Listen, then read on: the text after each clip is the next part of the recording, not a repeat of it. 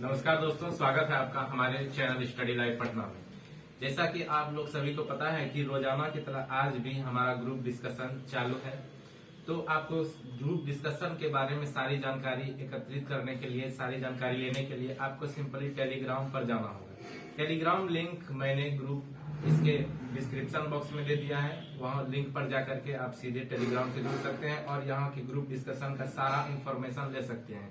तो आज का जो हमारा टॉपिक था, जो कि टेलीग्राम पर दिया गया है, वह था हिस्ट्री, एंशिएंट हिस्ट्री चल रहा था। और एंशिएंट हिस्ट्री का जो लुसेंट का टॉपिक था वो था मगध राज्य का उत्कर्ष, सिकंदर और मौर्य साम्राज्य। तो ये 3 टॉपिक दिया गया था और तीनों टॉपिक का आज हम लोग ग्रुप डिस्कशन करेंगे। तो बने रहे हमारे साथ, निकाल ले लुसेंट बुक और बने रहे नए टॉपिक के साथ। तो चलिए स्टार्ट करते हैं मगध राज्य का उत्कर्ष से।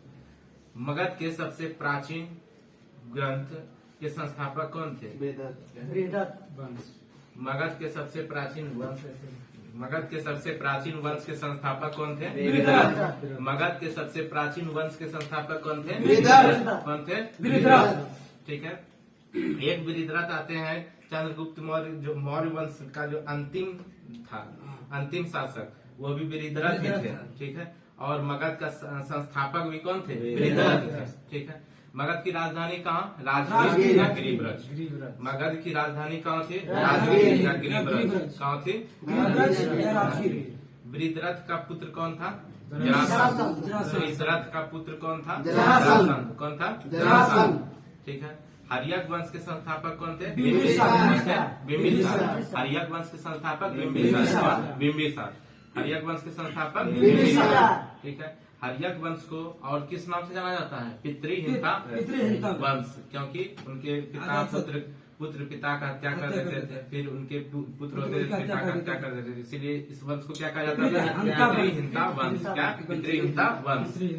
हर्यक वंश के संस्थापक कौन थे? बिंबिसार। किस धर्म के अनुयायी थे बिंबिसार? कौन से धर्म के अनुयायी थे? बौद्ध धर्म। कौन से? बिंबिसार किस धर्म के अनुयायी थे? बौद्ध धर्म। कौन से? बौद्ध धर्म। ठीक है। प्रथम बार प्रशासनिक व्यवस्था पर बल किसने दिया? बिंबिसार। प्रशासनिक व्यवस्था पर प्रथम बार बल किसने? बिंबिसार। प्रशासनिक व्यवस्था पर प्रथम बार बल किसने दिया? किसने? बिंबिसार। बिंबिसार ने किसे हराकर अंगराज की स्थापना की? अंगराज मगध में मिला लिया। किसको हरा के? वृद्धरथ को, ब्रह्मदत्त को। किसको? ब्रह्मदत्त को। बिंबिसार ने किसको हराकर अंगराज में मिला लिया? किसको? ब्रह्मदत्त को। ठीक है। अंगराज को जो है वो मगध में मिला लिया बिंबिसार। किसको हरा के? ब्रह्मदत्त को हरा के। किसको? ब्रह्मदत्त को हरा के। बिंबिसार ने मगध पर कितने वर्ष शासन किया? 52 कितने वर्ष? 52 कितने वर्ष? 52। ठीक है। कितने वर्ष? 52 कितने वर्ष? 52 कितने वर्ष? 52। बौद्ध के सेवा में बिंबिसार ने किसे भेजा? राजवैद्य आजीवक। राजवैद्य आजीवक। लीजिए किताब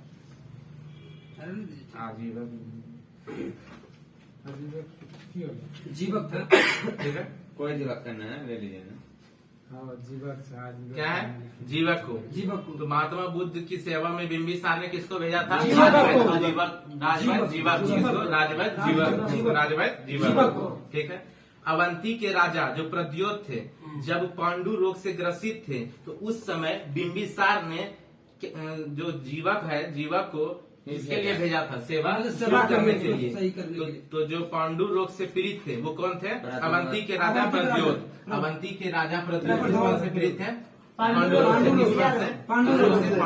किस रोग से? पांडु रोग से। ठीक है। बिंबिसार ने वैवाहिक संबंध स्थापित कर अपने साम्राज्य का विस्तार किया। तो पूछेगा कौन सा ऐसा राजा था जो कि वैवाहिक संबंध स्थापित कर साम्राज्य का विस्तार किया? बिंबिसार। कौन? बिंबिसार। तो बिंबिसार ने सबसे अधिक साम्राज्य का विस्तार वैवाहिक संबंध बना के ही किया। किस प्रकार? वैवाहिक संबंध बना। ठीक है। इसने क्या किया कि कौशल नरेश प्रसेनजीत की बहन महाकोशला से विवाह किया। किससे? महाकोशला से। किससे? महाकोशला से। फिर वैशाली उधर जो किया वो चेटक की पुत्री चलना से। और मध्य देश का जो मध्य देश कौन होता था? पंजाब। उसकी राजकुमारी क्षेमा से। किससे? क्षेमा से। तो 3 तीन शासक अलग अलग जगह वैवाहिक संबंध बनाकर अपना साम्राज्य विस्तार किया। वो तीन शासक कौन कौन थे? एक थे कौशल नरेश की बेटी, दूसरा वैशाली का, और तीसरा मध्य देश का।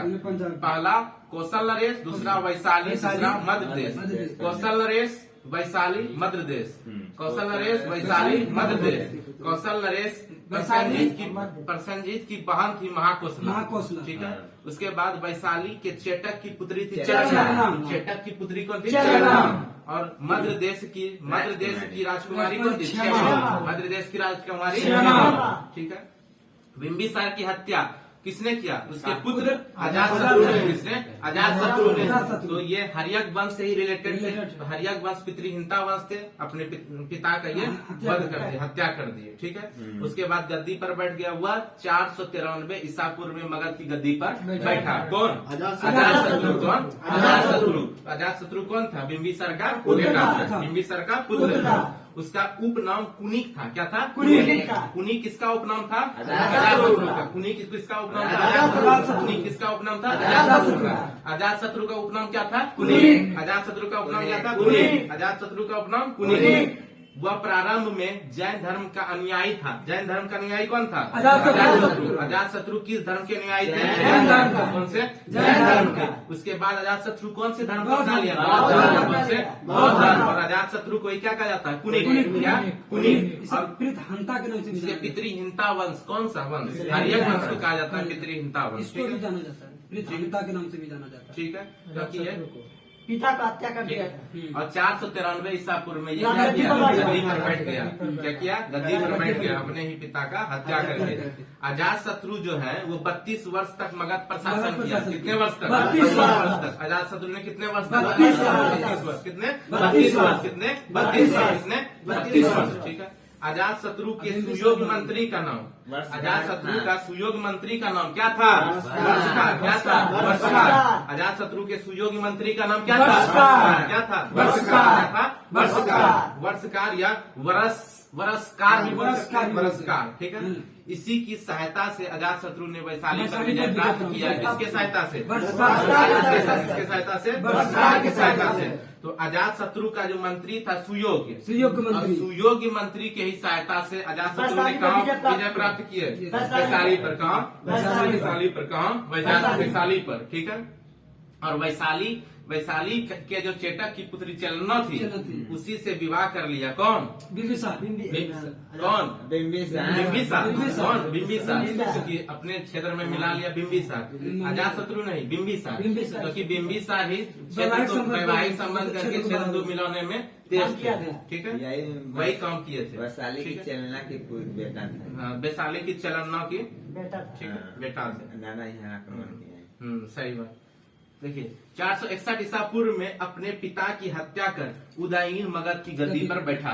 461, इसीलिए इसको पितृहीनता वंश कहा जाता है। और उदयीन अपने पिता अजातशत्रु की हत्या करता है और 461 ईसा पूर्व में गद्दी पर बैठ जाता है। कौन? उदयीन। उदयीन। और कुनिक कौन था? अजातशत्रु। उदयीन कौन था? अजातशत्रु बेटा। उपनाम क्या था? अजातशत्रु का उपनाम क्या था? क्या? कुनिक, ठीक है। और अजातशत्रु किसके सहायता से गद्दी पर बैठा? वर्षकार। वर्षकार कौन था? सुयोग्य मंत्री। कौन था? अजातशत्रु का सुयोग्य मंत्री। विजय प्राप्त किया। वैशाली पर विजय प्राप्त किया, ठीक है। वही वैशाली से माना सिलकंटक और रथ मुसल चलाया था। वही जो फिल्म है कौन सा? पहली बार किया था। कौन सा फिल्म? बाहुबली। वही का दिखाया गया है, ठीक है। उदयीन ने पाटलिपुत्र की स्थापना की। बिहार में है ना? वैशाली। तो वहाँ बना तो राजगीर से जो है ना आक्रमण किया वैशाली में। तो आक्रमण महाशिलाकंटक को पत्थर नहीं फेंकता ऐसे, रथ मुसल इसी से सीख के उधर किया था। वहीं पर किया था, ठीक है। अब ये जरूरी नहीं है कि वहाँ फिल्म बना तो यहाँ का नहीं लेगा। उदयीन ने पाटलिपुत्र की स्थापना किसने की? उदयीन ने। किसने? वह उदयीन कौन से धर्म के जैन धर्म। कौन से धर्म के न्यायी? जैन धर्म। उदयीन कौन से धर्म के न्यायी? जैन धर्म। उदयीन कौन से धर्म के न्यायी? उदयीन कौन से धर्म के न्यायी? जैन धर्म। ठीक है। अजात शत्रु कौन से धर्म के अनुयायी थे? जैन धर्म पहली जैन धर्म बार के पहले, फिर बाद में बौद्ध बौद्ध धर्म धर्म बन के। गए, ठीक है। और उदयन जैन जैन धर्म। धर्म। चलिए, हर्यक वंश का अंतिम राजा जो हुए वो कौन सा हुआ? नागदशक। कौन सा? नागदशक। नागदशक। हर्यक वंश का अंतिम राजा कौन हुए? नागदशक। नागदशक। कौन सा? नागदशक, ठीक है। जो नागदशक कौन थे? उदयन के पुत्र थे, उदयन के पुत्र थे। तो हम क्या देखें कि पहले कौन आए? बिंबिसार। पहले बिंबिसार, बिंबिसार के बेटा अजातशत्रु। अजातशत्रु, अजातशत्रु के बेटा उदयन। उदयन, और उदयन का बेटा नागदशक। नागदशक, और नागदशक अंतिम अंतिम शासक थे। शासक। कौन से धर्म, कौन से वंश के? हर्यक हर्यक वंश के। कौन से वंश के? हर्यक वंश के, ठीक है। नागदशक को उसके अमात्य शिशुनाग ने 412 ईसा पूर्व में अपदस्थ करके मगध पर शिशुनाग वंश की स्थापना कर दी। तो याद रखिएगा, शिशुनाग वंश की स्थापना किसने की? किसने? नागदशक ने। नागदशक को मार दिया, शिशुनाग वंश की स्थापना की किसने? शिशुनाग ने। शिशुनाग ने नागदशक को मार के शिशुनाग वंश की स्थापना की। शिशुनाग ने कौन से वंश की स्थापना की? शिशुनाग वंश। किसको मार के? नागदशक। किसको मार के? नागदशक को। और नागदशक ही अंतिम शासक थे हर्यक वंश के, ठीक है। और हर्यक वंश के जो नागदशक है उसको किसने मारा? शिशुनाग ने। और शिशुनाग ने शिशुनाग वंश की स्थापना की। कौन से? शिशुनाग वंश की। कब? 412 ईसा पूर्व में। कब? 412 ईसा पूर्व में, ठीक है। शिशुनाग ने अपनी राजधानी कहाँ बनाई? पाटलिपुत्र से हटाकर वैशाली स्थापित किया। पाटलिपुत्र से हटाकर वैशाली स्थापित किया। और पाटलिपुत्र शहर, पटना शहर किसने बसाया? उदयन ने। किसने? उदयन ने। और पाटलिपुत्र से हटाकर वैशाली किसने कर दिया राजधानी? शिशुनाग ने। शिशुनाग ने। किसने? शिशुनाग ने, ठीक है। शिशुनाग वंश के संस्थापक कौन थे? शिशुनाग। उन्होंने किसकी हत्या की? नागदशक। नागदशक कौन थे? उदयन वंश के अंतिम शासक थे। और नागदशक किसके पुत्र थे? उदयन के पुत्र थे। किसके? उदयन के, ठीक है। शिशुनाग का उत्तराधिकारी कालाशोक जो थे वो पुनः राजगद्दी पर राजधानी को पाटलिपुत्र ले गया। फिर से राजधानी को उठाकर कहाँ ले जाता है? पाटलिपुत्र। यानी वैशाली था और वैशाली से उठाकर पाटलिपुत्र ले जाते हैं। कौन? कालाशोक। और कालाशोक कौन थे? शिशुनाग के पुत्र थे। शिशुनाग पाटलिपुत्र से ले जाते हैं वैशाली। फिर वैशाली से पुनः ले जाते हैं पाटलिपुत्र। कालाशोक कौन थे? शिशुनाग के उत्तराधिकारी। कौन थे? शिशुनाग के उत्तराधिकारी। कौन थे? शिशुनाग के उत्तराधिकारी, ठीक है। जो कि बौद्ध धर्म का जो द्वितीय संगीति था किसके शासनकाल में हुआ? कालाशोक के शासनकाल में, वैशाली में, जो कि पाटलिपुत्र से वैशाली पुनः राजधानी कर देते हैं, ठीक है। शिशुनाग वंश का अंतिम राजा कौन थे? नंदीवर्धन। कौन थे? नंदीवर्धन। शिशुनाग वंश के अंतिम राजा कौन थे? नंदीवर्धन। कौन थे? नंदीवर्धन। शिशुनाग वंश के अंतिम राजा कौन थे? नंदीवर्धन, ठीक है।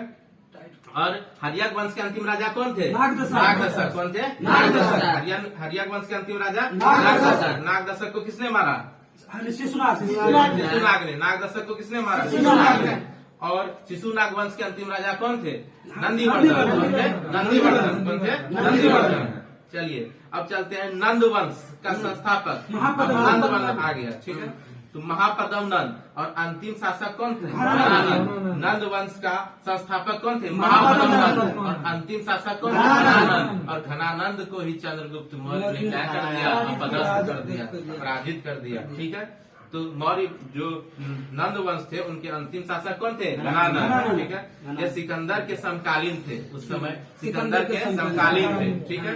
तो घनानंद किसके समकालीन थे? सिकंदर के। और पूरे के पूरे नंद वंश जो है ये सिकंदर के समकालीन थे। क्या? सिकंदर के समकालीन थे, ठीक है। जिसे चंद्रगुप्त मौर्य ने युद्ध में पराजित किया। किसको? घनानंद। किसको? घनानंद को। और मगध पर एक नए वंश जो कि मौर्य वंश है उसका स्थापना कर दिया। और मोस्ट इम्पोर्टेंट मौर्य वंश की ओर चलते हैं हम लोग अग्रसर होकर, ठीक है। तो इससे पहले जो इम्पोर्टेंट चीज है उसको कुछ दोहरा दिया जाए, तब सिकंदर से शुरू करके मगध मौर्य साम्राज्य से लेकर के हम लोग आगे बढ़ेंगे, ठीक है। तो बताइए अजात शत्रु ने कितने वर्षों तक शासन किया? 32 वर्ष तक। कितने वर्ष तक? 32 वर्ष। अजात शत्रु किस धर्म के अनुयायी थे? किस धर्म के? जैन। बाद में उन्होंने कौन से धर्म अपना लिया? कौन से? अजात शत्रु को किस उपनाम से जाना जाता है? कौन से? कौन से? जो हर्यक वंश है उनके अंतिम शासक कौन थे? नागदशक। नागदशक कौन थे? नागदशक। और शिशु नागवंश के अंतिम शासक कौन थे? नंदीवर्धन। नंदीवर्धन कौन थे? नंदीवर्धन। जो हर्यक वंश के अंतिम शासक थे नागदशक, उनको किसने अपदस्थ कर दिया? किसने हरा दिया? शिशुनाग ने। शिशुनाग ने। नागदशक को किसने हरा दिया? किसने? शिशुनाग ने। और शिशुनाग वंश की स्थापना कर दिया। शिशुनाग वंश के संस्थापक कौन थे? शिशुनाग। शिशुनाग। ठीक है, चलिए अब बताइए कि बिंबिसार की हत्या किसने की? अजातशत्रु ने।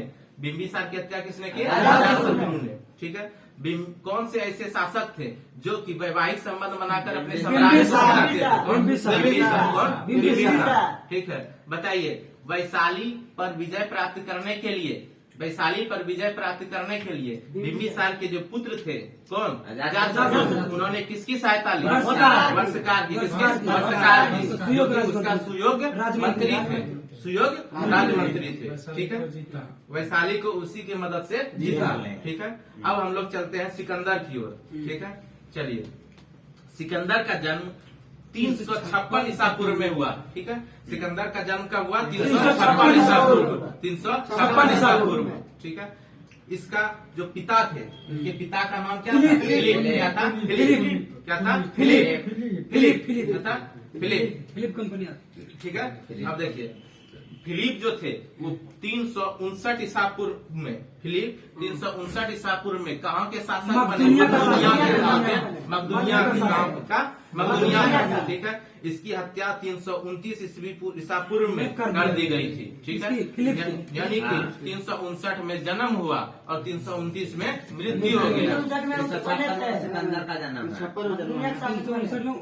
अच्छा, 359 में मकदूनिया 20 साल कैसे जिंदा रहेगा? 359 में मकदूनिया का शासक बने और 329 में हत्या कर दी गई, मर गए। ठीक है, तो याद रखिएगा सिकंदर का जन्म कब हुआ था? 356 ईसा पूर्व। कब? 356 ईसा पूर्व। कब? 356 ईसा पूर्व। उनके पिता फिलिप। पिता फिलिप। और फिलिप कब मकदूनिया के शासक बने? 359 ईसा पूर्व। कब? 359 ईसा पूर्व। कब? 359 ईसा पूर्व। और मृत्यु कब हो गया? 329 ईसा पूर्व। कब? 329 ईसा पूर्व। कब? 329 ईसा पूर्व। ठीक है, सिकंदर जो थे वो किसके शिष्य थे? अरस्तु के। किसके? अरस्तु के। किसके? अरस्तु के। किसके? अरस्तु के। और पिता फिलिप। पिता फिलिप। सिकंदर ने भारत विजय का अभियान कब किया? 326 ईसा पूर्व। कब? 326 ईसा पूर्व में भारत विजय का अभियान कर दिया। 326 ईसा पूर्व। सिकंदर का सेनापति कौन थे? Seleucus Nicator. कौन थे? Seleucus Nicator. ठीक है, सिकंदर को पंजाब के शासक पोरस के साथ युद्ध करना पड़ा। याद रखिएगा सबसे पहला जो उनका युद्ध हुआ था किसके साथ? पंजाब के शासक पोरस के साथ। भारत आने पर पंजाब के शासक पोरस के साथ।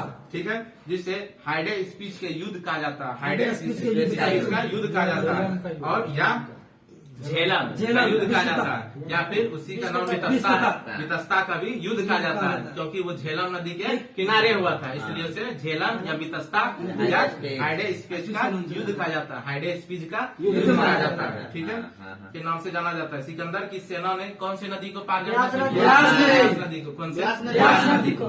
ठीक है, तट पर पहुंचकर उसने इनकार कर दिया कि हम इस ब्यास नदी को पार नहीं करेंगे। ब्यास बड़ा है, इसका पार नहीं करेंगे। ब्यास बड़ा है, इसका पार नहीं करेंगे इसको। ठीक है, चलिए अब चलते हैं सिकंदर स्थल मार्ग द्वारा कितना वर्ष पूर्व भारत में लौटा? भारत से 325 ईसा पूर्व। कब? 325 ईसा पूर्व। तो सिकंदर जो थे वो स्थल मार्ग से लौटे थे, ना कि समुद्री मार्ग से। स्थल मार्ग से लौटे थे कब? 325 ईसा पूर्व। कब? 325 ईसा पूर्व में। जब देख लिए कि पूरा भारत पर हम विजय नहीं प्राप्त कर पाएंगे तो लौटने से ही फायदा है, तो वो लौट गए 325 ईसा पूर्व में। कब? 325 ईसा पूर्व में। कब? 325 ईसा पूर्व में। ठीक है, और अभियान कब बनाए थे? 326 ईसा पूर्व में। 326 ईसा पूर्व में। ठीक है, 325 में ही ज्ञात हो गया था कि लौटना पड़ेगा। चलिए सिकंदर की मृत्यु कब हो गई? 327 ईसा पूर्व। 327 ईसा पूर्व में। कब? 327 ईसा पूर्व में। लौटते ही उनका मृत्यु हो गया। ठीक है, 327 ईसा पूर्व में। कहाँ पर? बेबीलोन में। कहाँ पर? बेबीलोन में। कहाँ पर? बेबीलोन में। कितने वर्ष की अवस्था में? कितने वर्ष की अवस्था में? 33 वर्ष की अवस्था में। ठीक है, सिकंदर का जल सेनापति कौन थे? निर्याकस। निर्याकस। सिकंदर का प्रिय घोड़ा बहुकेफला। इसी के नाम पर इसने झेलम नदी के तट पर एक शहर बहुकेफला नामक नगर बसाया। बसाया। तो झेलम नदी के तट पर जहाँ पर युद्ध हुआ था, किससे? पोरस पोरस से, से। या वितस्ता का युद्ध भी करते हैं, या हाइडेस्पिस का युद्ध भी करते हैं। ठीक है, झेलम। ठीक है, झेलम नदी। तो झेलम नदी के तट पर क्या किया? बहुकेफला नगर बसाया। ठीक है, अपने घोड़े के नाम पर। ठीक है, अब चलते हैं मौर्य साम्राज्य की ओर। ठीक है, यहाँ तक क्लियर है? बताइए, सिकंदर और पोरस में जो युद्ध हुआ, किस नदी के किनारे? झेलम नदी के किनारे। झेलम नदी या वितस्ता, हाइडेस्पिस के युद्ध के भी नाम से जाना जाता है। बताइए, सिकंदर ने भारत विजय का अभियान कब बनाया? 326 ईसा पूर्व में। ठीक है, बताइए, सिकंदर का जन्म कब हुआ? 56 ईसा पूर्व में। ठीक है, बताइए, मकदूनिया का शासक कब बना? 359 ईसा पूर्व में। पिताजी उनके फिलिप का मृत्यु कब हो गया? 329 ईसा पूर्व में। ठीक है, 329 ईसा पूर्व में। बताइए, सिकंदर जो थे, लौटते लौटते उनकी मृत्यु कब हो गई? 327 ईसा पूर्व में। बेबीलोन में। बेबीलोन में। 35 वर्ष के। बेबीलोन में कितने वर्ष के? 35 वर्ष के। उन्होंने कब योजना बना लिया कि अब हमें लौटना चाहिए? 325 ईसा पूर्व में। 325 ईसा पूर्व में। और 326 में उन्होंने योजना बनाया था कि भारत पर विजय प्राप्त करना है। और 325 में वो लौट गए। ठीक है, चलिए अब चलते हैं मौर्य साम्राज्य। ठीक है, मौर्य साम्राज्य। मौर्य वंश का संस्थापक कौन थे? चंद्रगुप्त मौर्य। चंद्रगुप्त मौर्य, जिन्होंने 345 ईसा पूर्व में क्या किया? 345 ईसा पूर्व में मौर्य वंश का स्थापना कर दिया। जन्म हुआ। ठीक है, चंद्रगुप्त मौर्य का जन्म हुआ कब? 345 में। बहुत अच्छा, 345 में। 345 ईसा पूर्व में क्या हुआ? चंद्रगुप्त मौर्य का जन्म हो गया था। 345 ईसा पूर्व। याद रखिएगा, 345 में 345 चंद्रगुप्त मौर्य का जन्म हो गया। ठीक है, चलिए, जस्टिन ने चंद्रगुप्त मौर्य को सेंड्रोकोटस कहा। पूछेगा कि सेंड्रोकोटस नाम की उपाधि चंद्रगुप्त मौर्य को किसने दी? जस्टिन। जस्टिन ने। बोलेगा कि जस्टिन ने चंद्रगुप्त मौर्य को किसकी उपाधि से सम्मानित किया? सेंड्रोकोटस। किसके? किसकी? सेंड्रोकोटस किसे कहा जाता है? चंद्रगुप्त मौर्य को। किसको? चंद्रगुप्त मौर्य को। किसको? चंद्रगुप्त मौर्य। ठीक है, जिसकी पहचान विलियम जॉन्स ने चंद्रगुप्त मौर्य से की। ठीक है, अब देखिए, नाम दे दिया जस्टिन ने, नाम जना दिया जस्टिन ने, लेकिन उसकी पहचान कौन किया की? जेम्स जॉन्स ने, विलियम जॉन्स ने पहचान किया और जस्टिन ने नाम दिया। विलियम जॉन्स ने पहचान किया, जस्टिन ने नाम दिया, सेंड्रोकोटस। ठीक है, सेंड्रोकोटस का चंद्रगुप्त मौर्य पहचाना था। पहचाना था। William Jones. और नाम कौन दिया था? जस्टिन। ठीक है, उपाधि दिया था। विशाखा दत्त कृत मुद्रा राक्षस जो था, मुद्रा राक्षस किसके द्वारा लिखा गया? विशाखा दत्त के द्वारा। विशाख दत्त को क्या लिखे थे? मुद्रा राक्षस। क्या? मुद्रा राक्षस। इसी में चंद्रगुप्त मौर्य के लिए विरसल मतलब आशय निम्न कुल में उत्पन्न, यानी कि बताए थे विशाख दत्त में मुद्रा राक्षस जो लिखा था विशाख दत्त द्वारा, उसमें बताया गया है कि चंद्रगुप्त मौर्य निम्न कुल के। कौन से कुल के? निम्न कुल के। ठीक है, छोटा। हाँ, शब्द का प्रयोग किया था विशाख दत्त ने। ठीक है, बताइए, घनानंद को हराने में किसने मदद किया था? किसने? चाणक्य ने। ठीक है, चंद्रगुप्त मौर्य की मदद की थी। ठीक है, जो बाद में चंद्रगुप्त मौर्य का क्या बन गया? प्रधानमंत्री।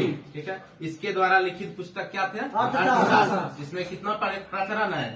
180। 15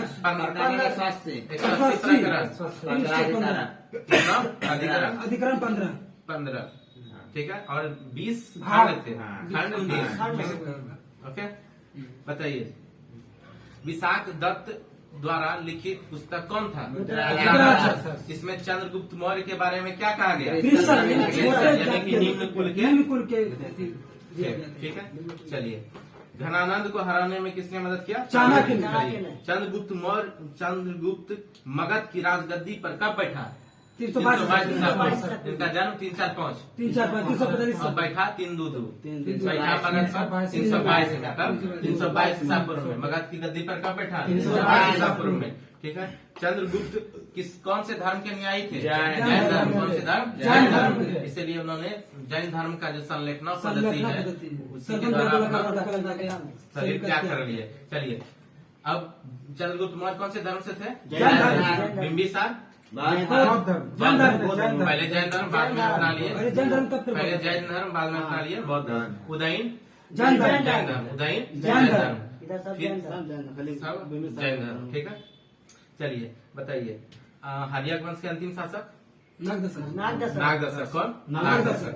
ठीक है। चलिए चंद्रगुप्त ने अपना अंतिम समय कहाँ पर? कर्नाटक के श्रवण बेलगोला में। कौन से पद्धति से अपना संलेखना पद्धति? कौन सी पद्धति? संलेखना पद्धति। चलिए चंद्रगुप्त ने 305 ईसा पूर्व में किसको हरा दिया? किसको? जो कि सिकंदर के सेनापति थे। सिकंदर के सेनापति थे। ठीक है। तो चंद्रगुप्त मौर्य ने सेल्यूकस निकेटर को कब हरा दिया? 305 कब? 305 ईसा पूर्व में। जन्म 345 ईसा पूर्व। 345। राजा वाला गद्दी पर बैठा 322। सेल्यूकस निकेटर को हराया 305। कब? 305 ईसा पूर्व। ठीक है। 305 ईसा पूर्व। सेल्यूकस निकेटर ने अपनी पुत्री कार्नेलिया की शादी किससे की? चंद्रगुप्त मौर्य से। सेल्यूकस निकेटर ने अपनी पुत्री कार्नेलिया की विवाह किससे की? चंद्रगुप्त मौर्य से। कार्नेलिया कौन थी? सेल्यूकस निकेटर की पुत्री। कार्नेलिया कौन थी? सेल्यूकस निकेटर की पुत्री। कौन थी? सेल्यूकस निकेटर की पुत्री। ठीक है। कार्नेलिया का विवाह किससे हो गया? चंद्रगुप्त मौर्य से। ठीक है।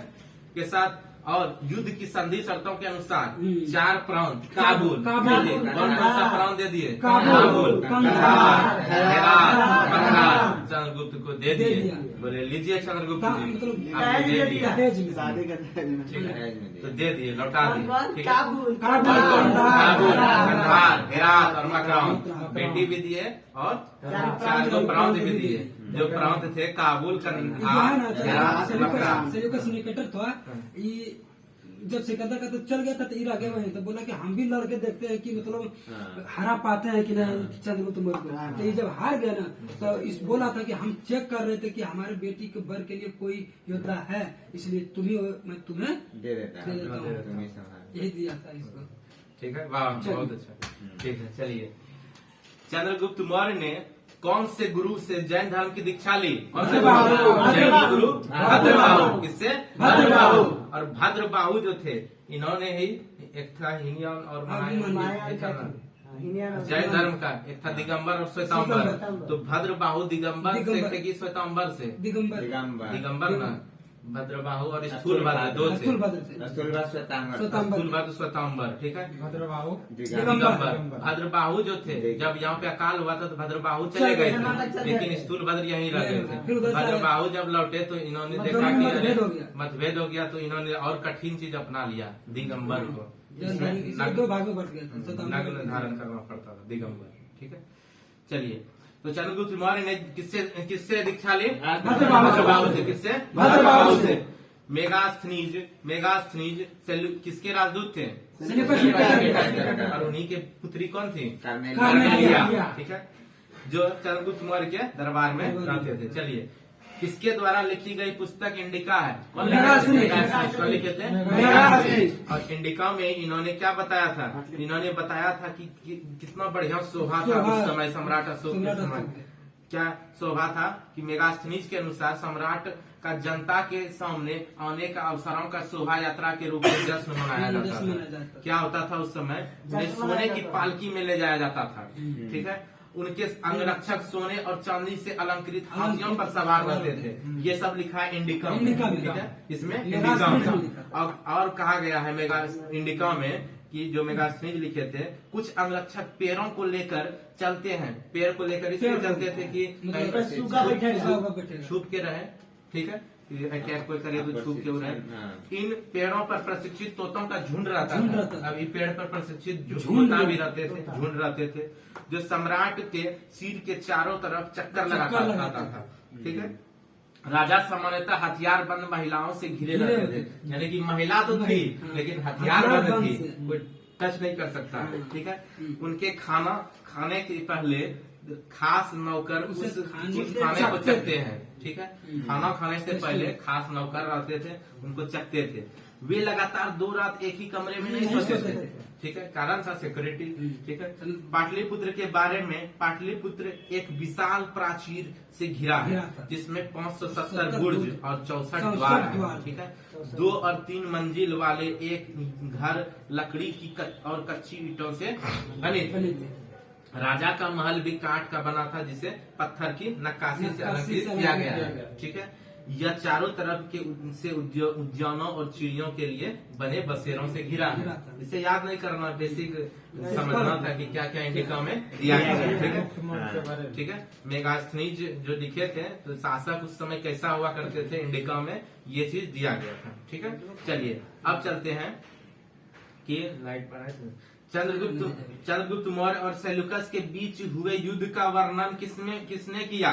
तो चंद्रगुप्त मौर्य और सेल्यूकस के बीच हुए युद्ध का वर्णन एपियानस ने किया। किसने? एपियानस ने किया। चंद्रगुप्त मौर्य और सेल्यूकस के बीच युद्ध का वर्णन किसने किया? एपियानस। किसने? एपियानस।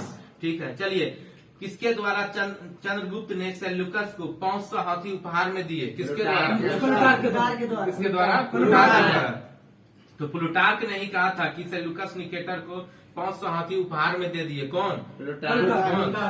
चंद्रगुप्त मौर्य ने किसको? सेल्यूकस निकेटर को। और सेल्यूकस निकेटर भी दिए बेटी और 4 प्राण, और इसके बदले काबुल, कंधार, मथुरा और हेरात। और इसके बदले में चंद्रगुप्त मौर्य भी दे दिए 500 हाथी। क्या? 500 हाथी, यानी कि लेन देन हो गया। ठीक है, अब सेल्यूकस निकेटर जो दिए, सेल्यूकस निकेटर को 500 जो हाथी दिए चंद्रगुप्त मौर्य, वो किसके अनुसार? कौन बोले थे? प्लूटार्क के अनुसार। ठीक है, ये वक्तव्य किसका है? प्लूटार्क। किसका? प्लूटार्क। ठीक है, बताइए चंद्रगुप्त मौर्य की मृत्यु कब हुई? 298 ईसा पूर्व। कहाँ पर? सरवन उपवास के द्वारा। ठीक है, कौन सा? इसको पद्धति करते हैं, संलेखना पद्धति, जो अपना शरीर त्याग देते हैं, भूख प्यास कुछ नहीं। ठीक है, भूख प्यास से त्याग देते हैं। चलिए अब चलते हैं बिंदुसार। ठीक है, चंद्रगुप्त मौर्य का बेटा चंद्रगुप्त मौर्य के बारे में जानकारी मिल गया पूरा। तो बताइए, कुछ प्रश्न पूछ लेते हैं। बताइए, चंद्रगुप्त मौर्य का जन्म कब हुआ? 345। राजगद्दी पर कब बैठे? 322। उन्होंने कब सेल्यूकस निकेटर को हराया? 305। कब? 305। बताइए, जो चंद्रगुप्त मौर्य थे उनका विवाह किसके साथ हो गया? कार्नेलिया किसकी बेटी थी? सेल्यूकस की पुत्री। बदले में कार्नेलिया से विवाह करने के बाद कौन से प्राण? ठीक है, चंद्रगुप्त मौर्य ने 500 हाथी दिया सेल्यूकस निकेटर को। किसके अनुसार? ठीक है, चलिए बताइए कि किसने सेंड्रोकोटस कहा था चंद्रगुप्त मौर्य को? जस्टिस ने। और पहचाना किसने? विलियम जोन्स ने। किसने? विलियम जोन्स ने। चलिए अब उनके पुत्र बिंदुसार की ओर अग्रसर। ठीक है, चलिए आप लोग भी बोलिए। हाँ, बोलते जाइए। चलिए, चंद्रगुप्त मौर्य का उत्तराधिकारी कौन थे? बताइए। बिंदुसार। चंद्रगुप्त मौर्य के उत्तराधिकारी बिंदुसार। ठीक है, जो कब बैठे थे राजगद्दी? देखिए भैया, वो बिंबिसार थे, ये बिंदुसार। बिंबिसार हर्यक वंश के संस्थापक थे। बिंबिसार मौर्य वंश का जो चंद्रगुप्त मौर्य थे उनके पुत्र। चलिए, तो चंद्रगुप्त मौर्य का उत्तराधिकारी कौन थे? बिंदुसार। ठीक है, जो 298 ईसा पूर्व में राजगद्दी पर बैठा। कर 298 ईसा पूर्व में। और 322 में कौन बैठे थे? उनके पिताजी चंद्रगुप्त मौर्य। और 298 ईसा पूर्व में कौन बैठे? बिंदुसार। इसे अमित्र घात भी कहते थे। इसे अमित्र घात के नाम से, यानी शत्रु विनाशक। बताइए, अमित्र घात के नाम से किस शासक को माना जाता है? बिंदुसार। अमित्र घात के नाम से किसे जाना जाता है? और कुनिक के नाम से किसे जाना जाता है? अजातशत्रु। ठीक है। अमित्र घात का अर्थ क्या होता है? शत्रुओं का नाश करने वाला। क्या? शत्रु विनाशक। क्या? शत्रु विनाशक। विनाशक। विनाश आपने बिहार में किनको बोलते हैं? राजेंद्र बाबू। राजेंद्र बाबू।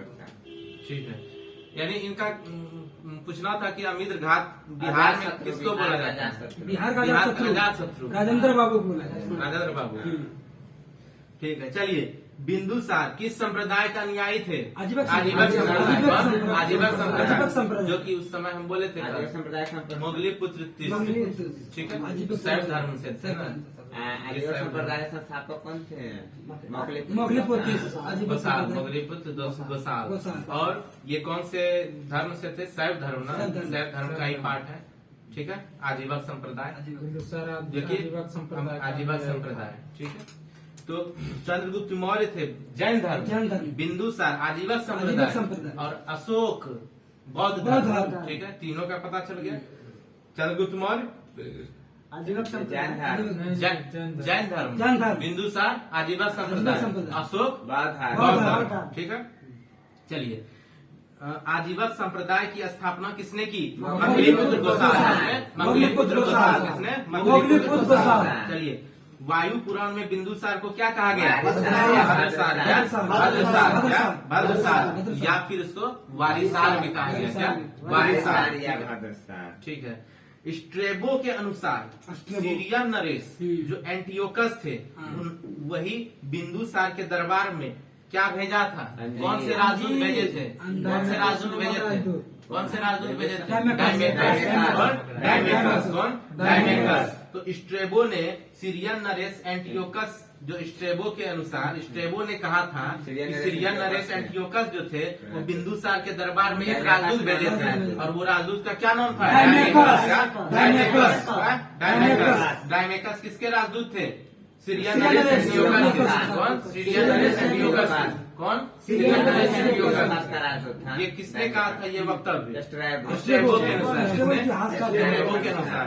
और प्लूटार्क क्या बोले थे कि 500 हाथी दिया चंद्रगुप्त मौर्य को दे दिए। चंद्रगुप्त मौर्य ने दिया। सेल्यूकस निकेटर को। सेल्यूकस निकेटर को दिए थे चंद्रगुप्त मौर्य ने। ठीक है, चलिए। और एपियंस क्या बोला? एपियंस। एपियांस। हाँ, मतलब कि- एपियांस क्या बोले थे? ये बोले थे कि सेल्यूकस निकेटर और के बीच जो युद्ध हुआ था उसका वर्णन किए वर्णन थे। किया। एपियांस। कौन? एपियांस। एपियानस। एपियांस। एपियानस।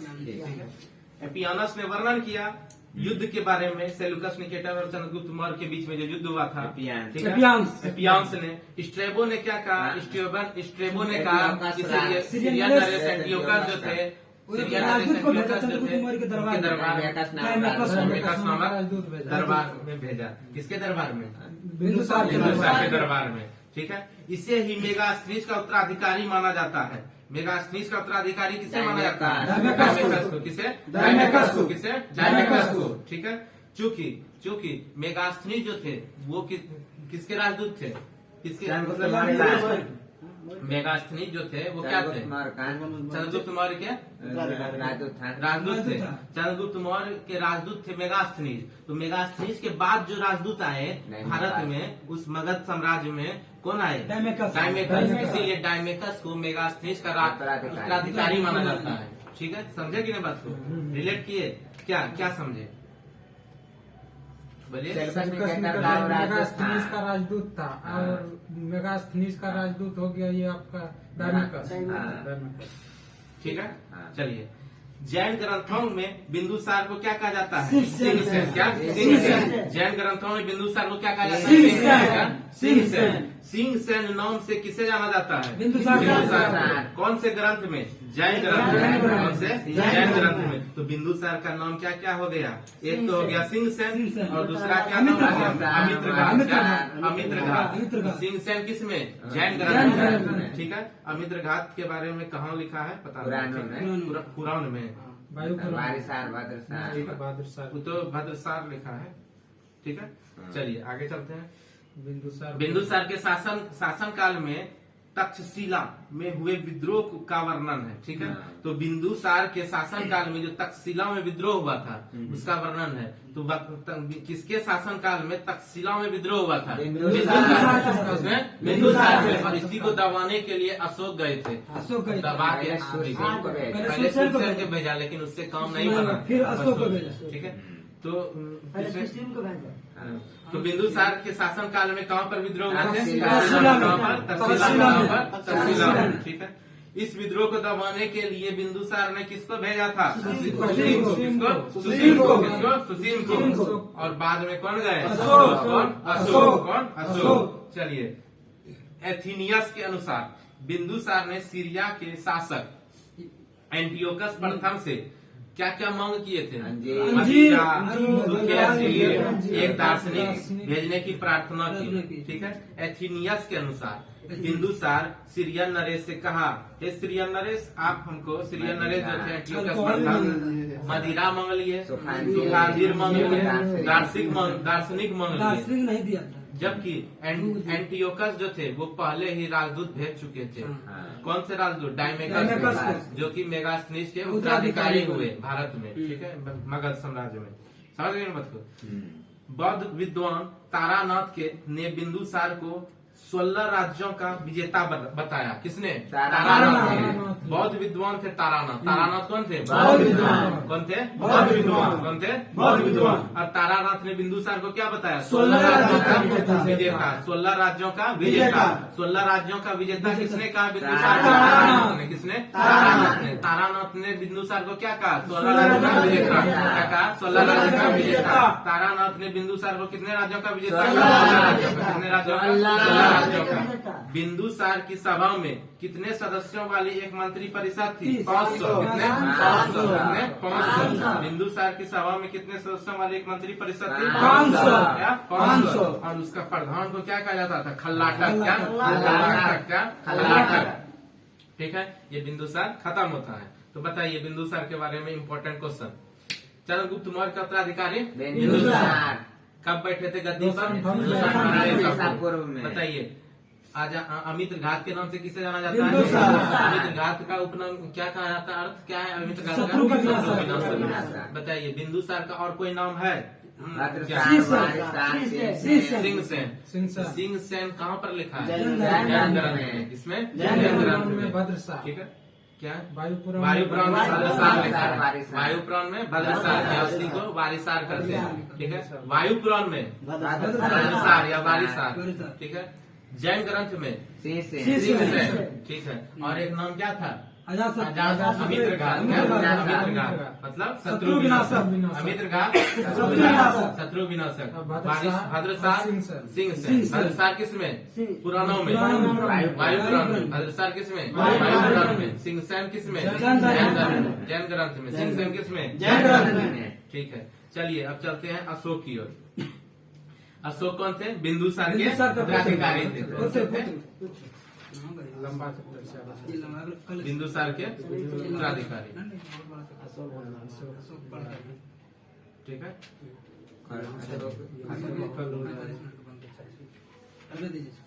चलिए दोस्तों बंद करो। अब समाप्त करते हैं। कल से अशोक चलेगा। जो मौर्य साम्राज्य था उसमें से जो टॉपिक है अशोक वाला, मौर्य साम्राज्य में अशोक वाला टॉपिक कल से चलेगा और पूरा खत्म कर दिया जाएगा अशोक वाले टॉपिक को। और उसके बाद फिर भारत के यवन राज्य, फिर ब्राह्मण साम्राज्य शुरू हो जाएगा। ठीक है, तो चलिए दोस्तों मिलते हैं Please. नेक्स्ट वीडियो में। आप लोग से अनुरोध है कि चैनल को सब्सक्राइब करें और करवाएं, लाइक करें, ठीक है। लाइक करें, कमेंट करें, ताकि हम लोग भी लाइव आ सके, आपसे मिल सके, जुड़ थैंक यू, सके। धन्यवाद। ओके। ठीक है, थैंक यू। धन्यवाद। ठीक है दोस्तों। आप लोग कमेंट करिए। आप इसी